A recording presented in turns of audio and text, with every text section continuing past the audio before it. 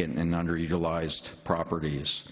We've also reduced regulations. We've made it easier for states to be able to build state nursing homes without the federal guidelines, but to rely on their own.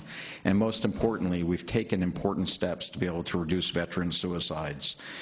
We've fixed the Veterans Crisis Line. We've expanded mental health providers. And we've also expanded coverage to other than honorable veterans who have been discharged. I want to thank President Trump for his leadership and determination to fix the VA. The President knows that we have to do better for our veterans. And so it's actually a great honor today that the President will sign the Veterans Affairs Accountability and Whistleblower Protection Act. I have the pleasure today of introducing the biggest champion veterans could hope for. Under his leadership and unwavering support, VA has been moving to solve many of these challenges that have been spanning multiple administrations over decades. Veterans deserve a VA that they can trust and take pride in. VA is a national resource that must be protected in order to serve veterans and the families for generations to come. President Trump understands this and knows that in order to fix the VA, we need to modernize our systems, improve access, and deliver the highest quality of care and services. Mr. President, today is no doubt a great day for veterans, their families, and the vast majority of VA employees who want nothing more than to give back to those who have sacrificed so much. Mr. President, thank you for your leadership and unwavering support for veterans. So it is with great pride that I introduce the 45th President of the United States, Donald Trump.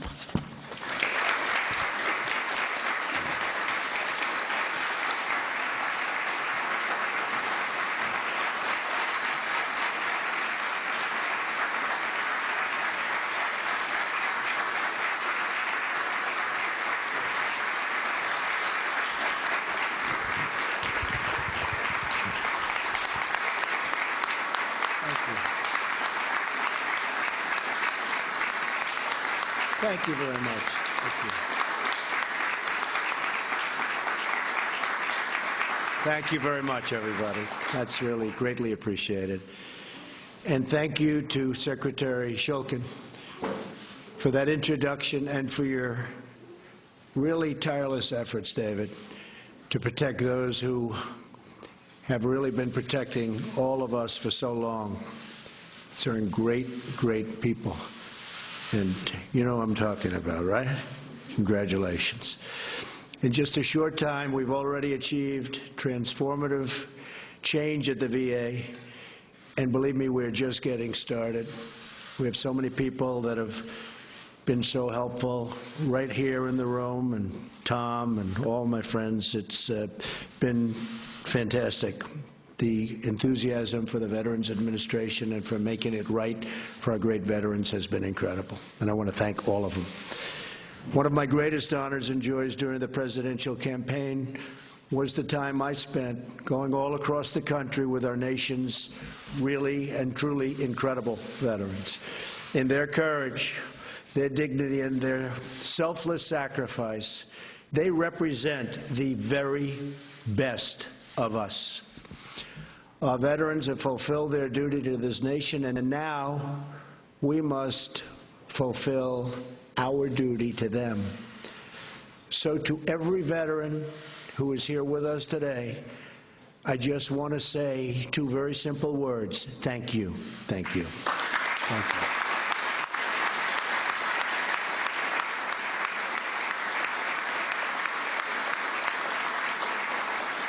You are the warriors and heroes who have won our freedom, and we will never forget what you have done for all of us, ever. As you all know, all too well, for many years the government failed to keep its promises to our veterans. We all remember the nightmare that veterans suffered during the VA scandals that were exposed a few years ago. Veterans were put on, given the wrong medication, given the bad treatments, and ignored in moments of crisis for them. Many veterans died waiting for a simple doctor's appointment. What happened was a national disgrace, and yet some of the employees involved in these scandals remained on the payrolls. Outdated laws kept the government from holding those who failed our veterans accountable.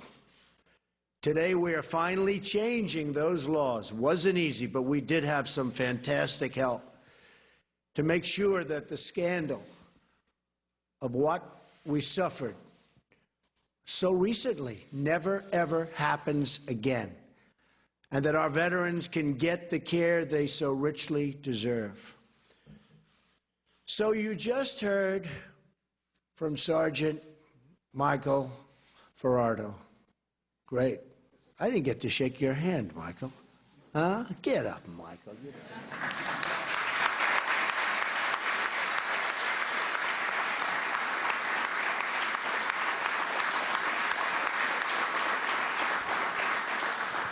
He gets up better than I do.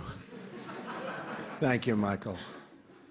Michael lost 2 limbs in defending our country, and yet he had to wait 57 days to get his prosthetic leg repaired. It's a long time, Michael. And over 3.5 years for modifications to make his house more accessible. What happened to Michael is happening to many, but it's rarely happening under our leadership and David's leadership anymore. That I can tell you. Our wounded warriors have given everything they have to this nation, and we owe them everything we have in return, and we're taking care of it. Today, we are taking a very historic action to transform the VA by enacting the VA Accountability and Whistleblower Protection Act. This was not easy. This was not an easy one. And it's one that they've wanted to do, Michael, you know, for a long time, for many years. Couldn't get it done. We got it done. This is one of the largest reforms to the VA in its history. It's a reform that I campaigned on, and now I am thrilled to be able to sign that promise into law. VA accountability is essential to making sure that our veterans are treated with the respect they have so richly earned through their blood, sweat, and tears. This law will finally give the VA secretary, who is, by the way, just doing some job, and he's doing it with this and with the heart. Believe me.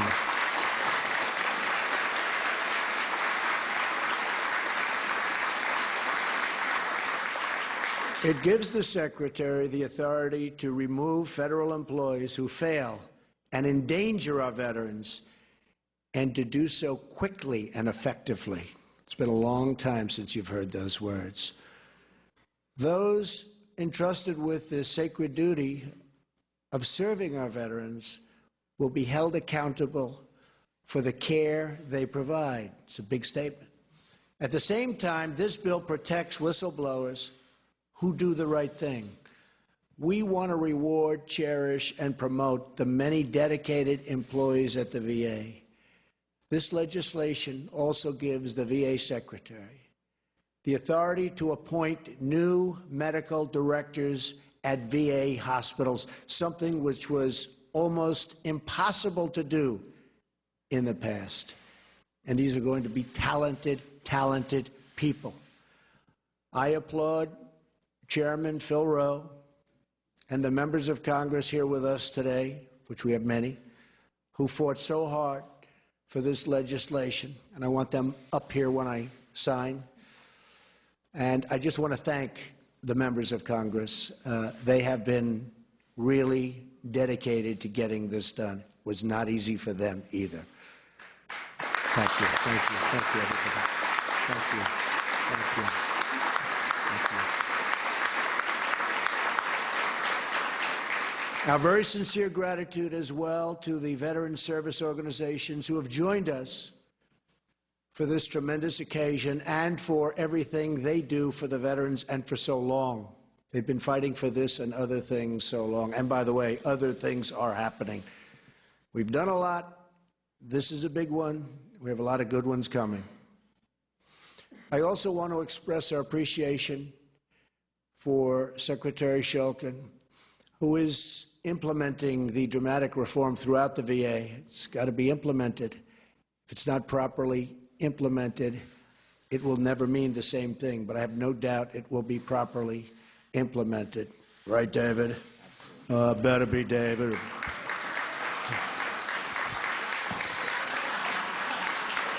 We'll never have to use those words. We'll never have to use those words on our David. We will never use those words on you, that's for sure.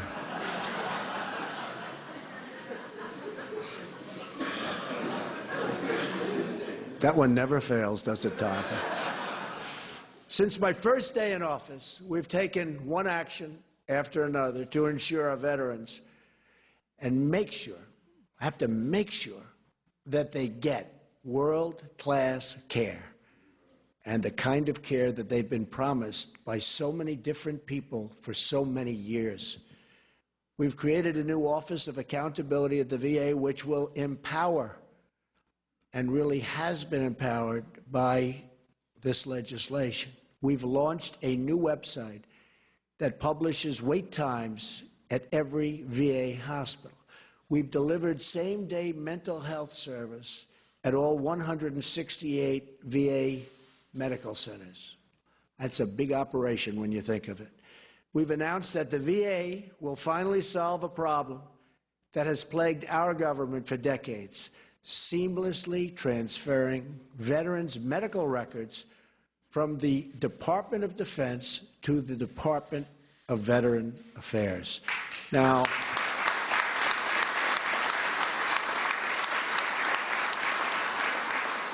that doesn't sound like such a big deal. It is, believe me. That was a big one. We thought this would be easy, but the people like David and all that have been here and understand the system, he said, that's going to be a tough one. We got it done. So that was a good one. But it is something we're very proud of, to have been able to do it this quickly. I've also signed the Veterans Choice Improvement Act so that more veterans can see the doctor of their choice. Already this year, using the Choice program, veterans have received nearly double the number of approvals to see the doctor of their choosing. And this is only the beginning. We will not rest until the job is 100% complete for our great veterans.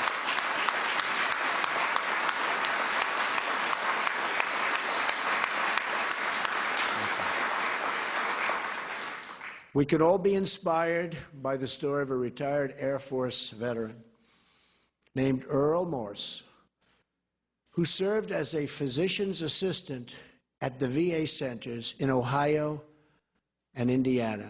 13 years ago, Earl began asking his patients if they planned to visit new World War II memorial, which is beautiful, right here in Washington, D.C.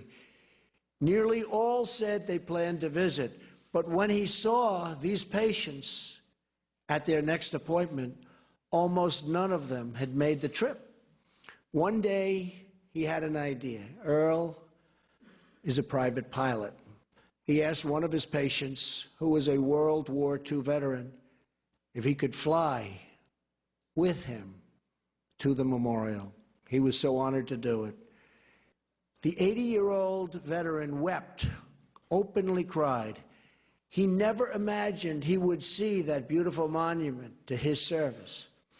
That is how First Honor Flight was born. Honor Flight.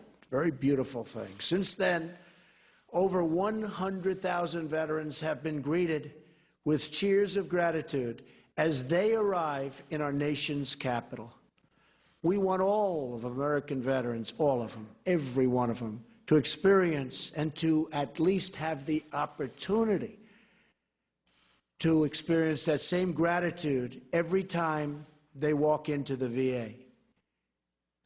That's what today is all about. Keeping our promises to those who have kept us free, kept us happy, saved our lives, and saved our families. So I just want to thank you, our incredible veterans. We stand with you, we salute you, and with this new legislation, we strive to better support and serve you every single day. Thank you, God bless you, God bless our veterans, and God bless America. Thank you very much. Thank you.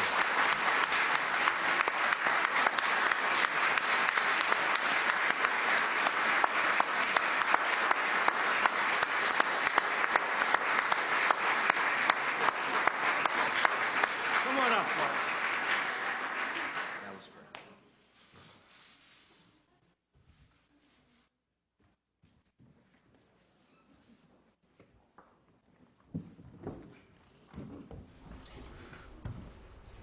All right, President Trump is signing the VA Accountability Act in the East Room of the White House. The president saying it wasn't easy, but he's making good on a campaign promise. Let's listen to the president.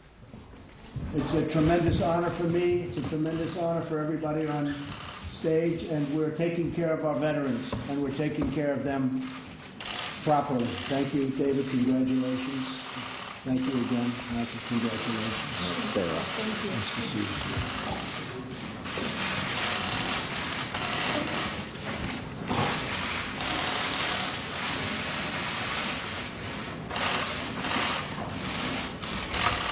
Good.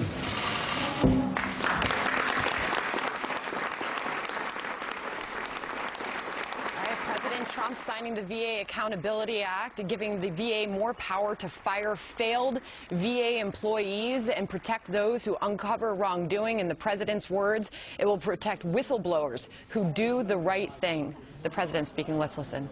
Absolutely. Definitely. We're going to get some other speakers.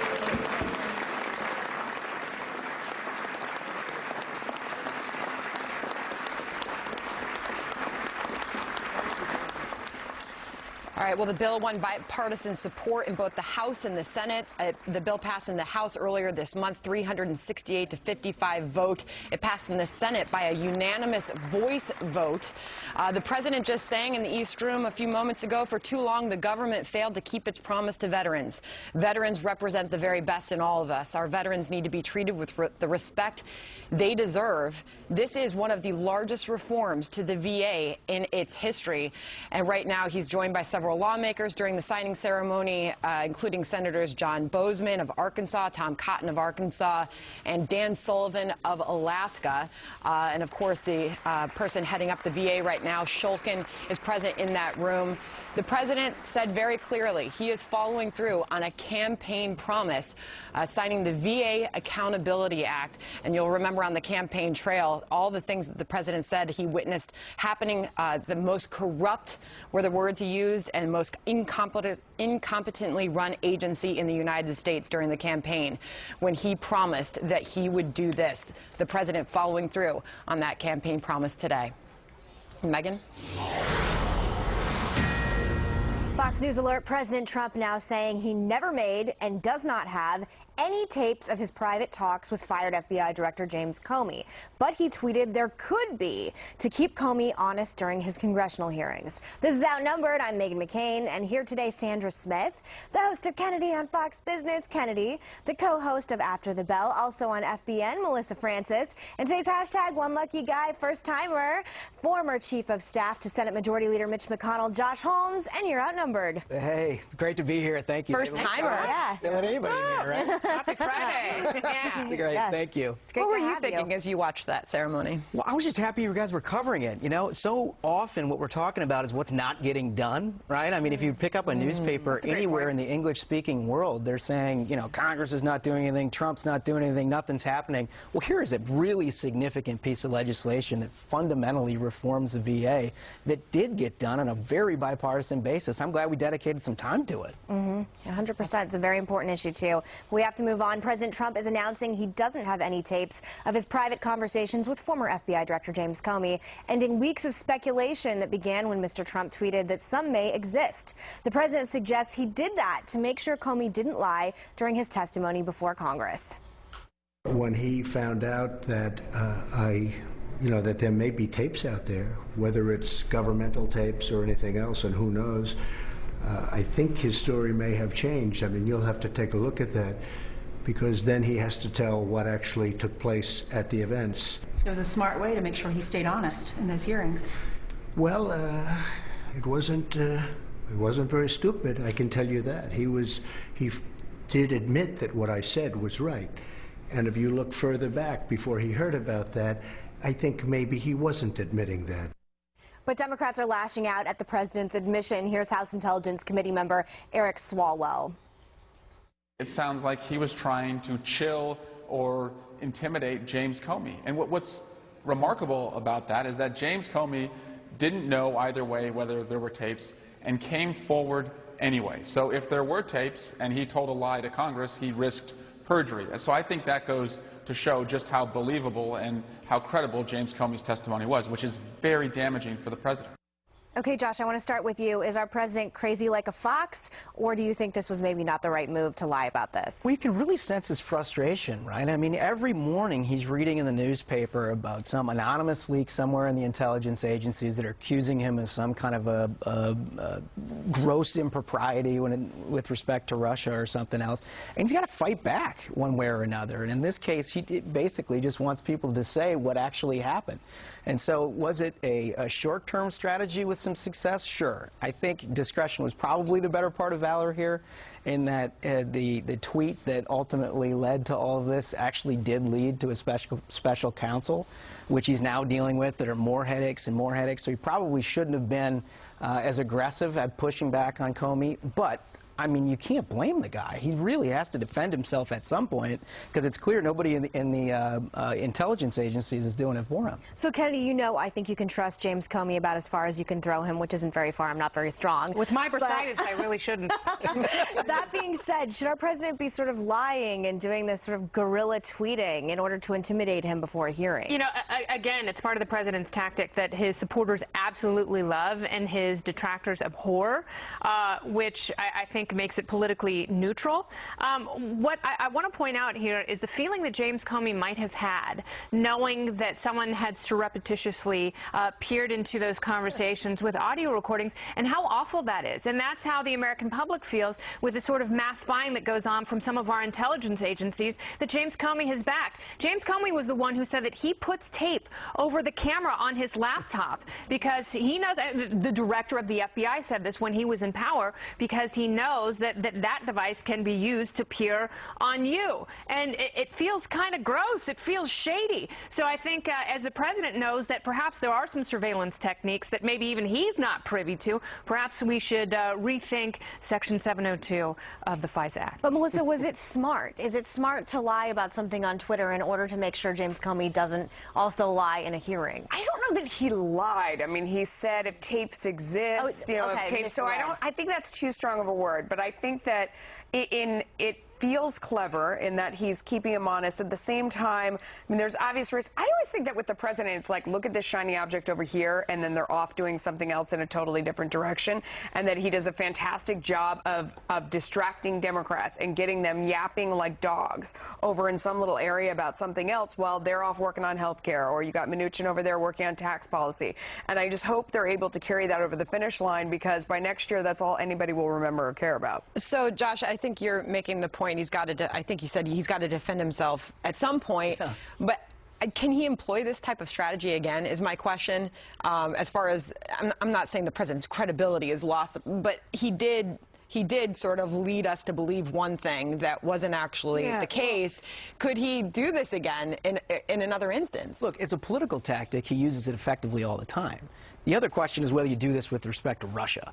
Right? In this investigation, I think you can make a pretty clear case that if he was down in the White House bowling alley instead of on Twitter, nothing would be found at all. Right? There's absolutely no evidence that he or anybody in his administration has done anything, and yet this investigation continues to perpetuate. And the reason for that is, frankly, he's talking about it. And so, you know, my advice would be stop. Just stop. I think this will go away. Interesting. Yeah, I mean, I think the important thing here is that he does have a problem with leaking within his administration. So if I had him, I might not have admitted this and just make people maybe assume that I'm recording everything at all times, because he has such a leaking problem that you have to do something to get it under control. It's not necessarily and to Josh's point, I think this is the kind of thing that you do with Russia. I think that's actually the kind of tactic that you employ, the sort of psychological manipulation that keeps them on their toes, so you don't know where the United States is coming from. All right, this certainly isn't going to go away, but we have to move on. President Trump says the Senate GOP health care bill will be negotiated and eventually passed. This as 4 Republican senators are now opposing it, enough to sink the bill. So what can we expect? This new battle over repealing Obamacare.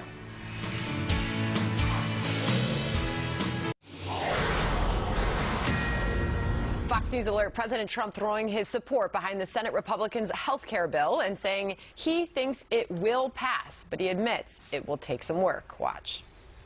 It's a very, very narrow path, but I think we're going to get there. We have 4 very good people that, it's not that they're opposed, they'd like to get certain changes, and we'll see if we can take care of that. This after 4 Republican senators are now opposing the bill, saying it doesn't do enough to fix Obamacare's problems. But Senator Ted Cruz says they're hoping to reach a deal. We can get this done. We can get to yes, but the key to getting it done, to getting to yes, is we need common sense reforms that lower the cost of premiums so that health insurance is more affordable for families who are struggling. It's not enough just to pass a bill that has Obamacare repeal in the title. We've got to actually have legislation that fixes the underlying problem. Meantime, some moderate GOP senators are also raising objections to the bill, including the rollback of the Medicaid expansion and cuts to Planned Parenthood funding. All right, so you heard Ted Cruz say we can get this done. Can Republicans get this done, Josh? You know, they absolutely can get it done. I mean, the one indelible lesson that I had from basically about 10 years in the Senate is that you just don't bet against Mitch McConnell's ability to figure this kind of thing out. I mean, this is the legislative equivalent of landing a 747 in a suburban driveway, right? I mean, it's a big piece of legislation with a lot of different, very complex things out there, and you can see just based on the people what their concerns they're talking about. They come regionally, you know, some things are about Medicaid, other things are about coverage. I mean, there's a whole wide range of concerns to have about this, but ultimately the question will be, do you think Obamacare is working? Are these markets stabilized? Are these taxes working for the economy? But how do you address a guy like Rand Paul who says, I keep looking at this thing, and it looks like Obamacare. He says it's Obamacare light. Yeah, and I think, look, they will address the concerns specifically as he raises them, but I think the larger point here is if you don't have what you can get 51 votes to repeal, you got nothing. You're going to have Obamacare in and of itself. I mean, better is better. It's not perfect. It's never going to be perfect. Yeah. They want to get the government out of the healthcare business. Sadly, I don't think that's going to happen. It drives me crazy when they say that they're cutting Medicaid. That's not a cut. When you slow down the growth in spending, that's like saying next week I'm only going to gain 1 pound instead of gaining 3 pounds. You're still getting bigger and bigger. So that drives me nuts. But they're putting so much of the onus back on the states, which makes sense because if you think about the way that the states have to deal with their budgets is different. The federal government can just deficit spend forever. States have to balance their budgets, and I think that that's an interesting component to this, but better is better at the end of the day. It's not going to be perfect. Well, we should bring Kennedy into this because Mike Lee is one of the people that has come out saying he's not going to vote for it. I know you're a huge fan of his. You're sort of ideologically simpatico with him. Do you think it's worth it for people like Mike Lee to die on this hill, to sort of not vote for this out of ideological purity instead of passing it through? Do you agree that better is better? Excuse me, a little bit better is better than perfection? No, I think a little bit better. We are still on a path to socialized medicine, and this only codifies it. This only reaffirms with 2 parties that this is the kind of insurance and health care plan that we are going to have in this country, and I think it's the worst thing for the economy, and it's the worst thing for consumers. People don't have a choice in the kind of insurance plans they could get like they do with auto insurance. You can't get a less expensive insurance plan across state lines because there's no show a political boldness here. I think these Republican senators have a great deal of negotiating power right now because it's such a narrow margin. And hopefully the ones right now who are voicing the most concern, I have the greatest faith in because they are the limited government Republicans. You know, some of the very few people out there who still champion the Constitution, and it is not in the Constitution that health care is a right in this country and that everyone else should be forced to pay for plans that include mental health and mental health and pregnancy and everything else. Obama screwed this up royally. We're trying to fix it. Then it has to be shifted royally. It has to be diametrically shifted and not amended. I love you, but I'm not going to sit here and just act like Michael is the only constitutionalist in the Senate right now. That's not fair. Then the others should follow suit. But the issue, frankly, I mean, beyond where you're at ideologically, is that you've got Americans across the country that are paying way higher premiums after Obamacare.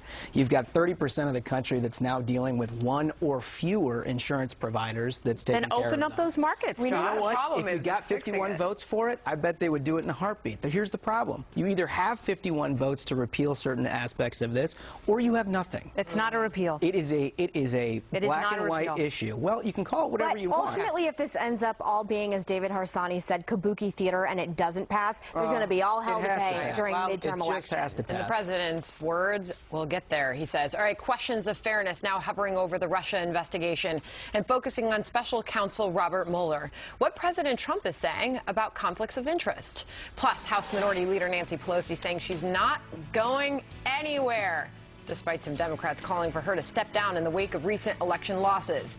Is she right in standing strong, or are Democrats doomed with her at the helm?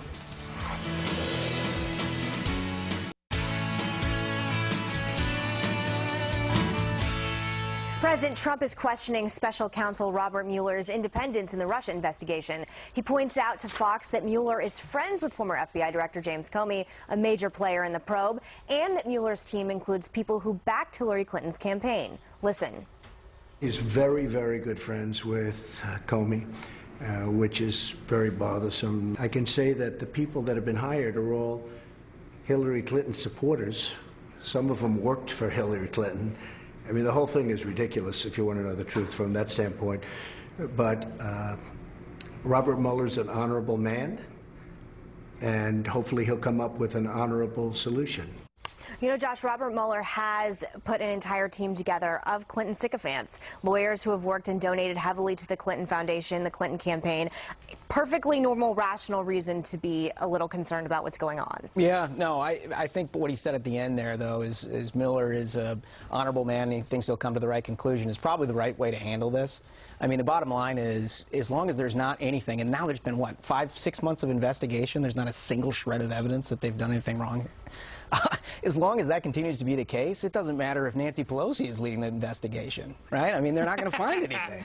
And so that's basically what I think you should do, is just let this thing take its course and let the chips fall where they may. Melissa, I hear you. Yeah, I don't know. When you rev up that Washington investigation machine, it just gets bigger and goes farther. It never turns itself off.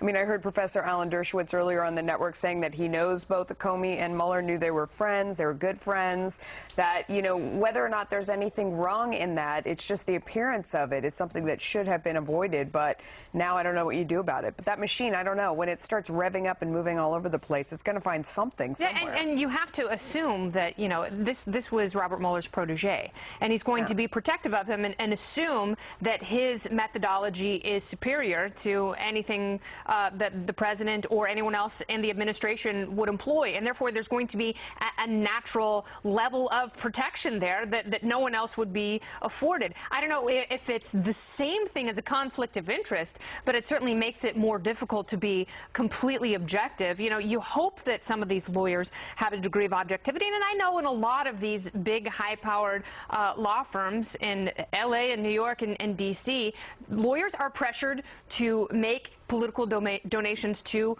both parties and multiple campaigns, and, you know, I have yet to see if some of these people also donated to Republicans in Canada. How problematic do you think his relationship with Comey is? Because Comey's like Typhoid Mary. Everything he touches seems to get infected. Do you think that should be a problem?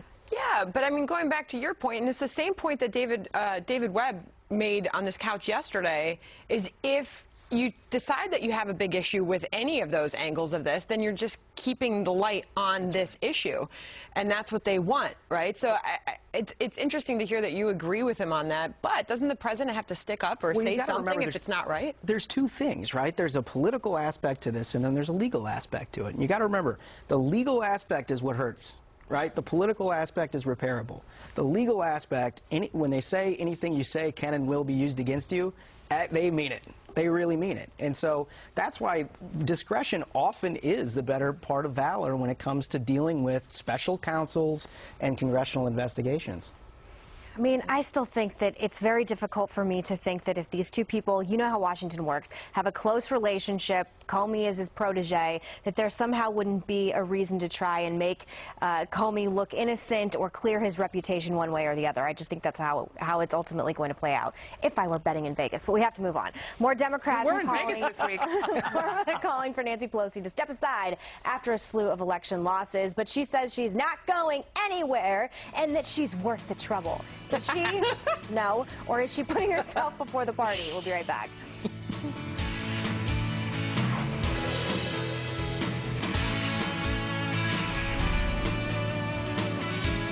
House Minority Leader Nancy Pelosi standing strong despite growing calls by some of her colleagues to step aside. This after a slew of losses for Democrats, including this week's Georgia special election. Pelosi warning critics she's not going anywhere. Watch. Have your fun. I love the arena. I thrive on competition. I feel very confident in the support that I have in my caucus. I respect any opinion that my members have, but my decision about how long I stay is not up to them. I think I'm worth the trouble, quite frankly. Oh, my God. She's yeah. Delusional. All right, some Democrats say Pelosi is not worth the trouble, including one Texas congressman who says the party needs to regroup heading into the midterms. What I really think is that Leader Pelosi, looking forward to the 2018 election, has to ask herself this question. Do I help Democrats win swing districts, which we need to win in 2018, or do I not? And have an honest dialogue with herself. And I think the answer is obvious. And the answer, obviously, is she should go? Oh, I think that if we are going to win, if we're going to regain the majority in 2018, we have to have new leadership. Money gonna make you sweat. And President Trump also weighing in, saying he hopes Pelosi stays on the job for the sake of the GOP. Watch this. Well, first of all, I hope she doesn't step down. I think that it would be a very, very sad day for Republicans if she steps down. I'd like to keep her right where she is because our record is extraordinary against her. But we'll see what happens.